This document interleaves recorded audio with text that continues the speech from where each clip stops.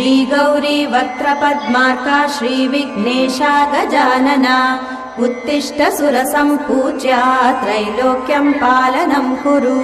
श्रीगौरी वक्त्रपद्मार्का श्रीविघ्नेशा गजानना उत्तिष्ठ सुरसम्पूज्या त्रैलोक्यं पालनं कुरु उत्तिष्ठोत्तिष्ठ हेरम्बा उत्तिष्ठ गणनायका उत्तिष्ठ करुणापूर्णा भक्तानां भाग्यदायका उत्तिष्ठोत्तिष्ठ हेरम्बा उत्तिष्ठ गणनायका उत्तिष्ठ करुणापूर्णा भक्तानां भाग्यदायका श्रीयाकुवाहन शिवात्मज दिव्यगात्रा श्रीभिन्नदन्तधनुजान्तक सूक्ष्मनेत्रा सर्वार्ति दुःख शमना फणिराजसूत्रा देवा गणेश्वर विभो तव सुप्रभातम्।